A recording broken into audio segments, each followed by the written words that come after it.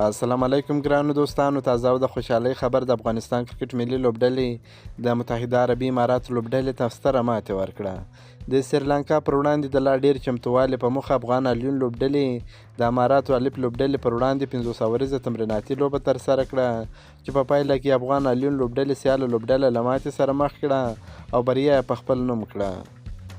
یو بل تازه د خوشحالۍ خبر 15 افغان لوبغاړي د لنکا پریمیر لیګ LPL کې لوبیږي.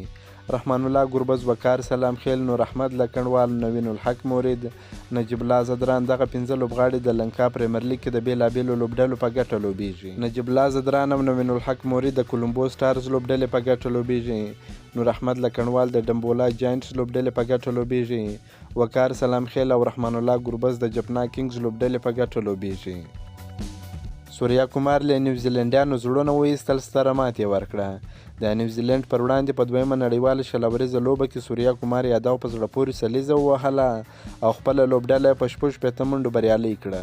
دا شلوريزه سیریز د نیوزیلند په کوربتوب ترسره کیږي چې نن په دویمه نړیواله لوبه کې نیوزیلند د لوبې پچه وګټله او په خپله د بالینګ پریکړه وکړه. هند ورته په ټاکل شوو شلاورونو کې د 6 لوبغاړو په سوځېدو سره د 102 منډو ستر هدف ورکړ. د هند لپاره سوریا کومار یادو زبردسته په زړه پورې توپخانه وکړه. په 50 بالونو باندې 111 ناسوځېدلې منډې وکړې.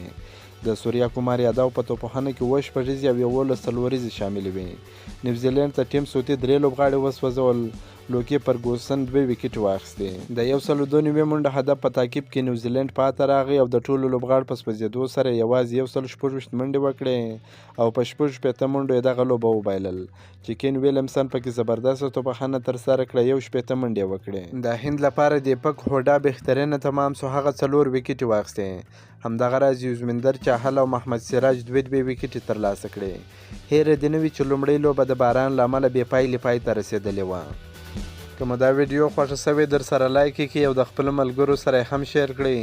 که په دې چینل کې نوی د چینل هم در سره سبسکرایب کړئ. د نور تازه معلوماتو لپاره هم زموږ سره اوسئ. تر بلې ویډیو پر د الله په امان.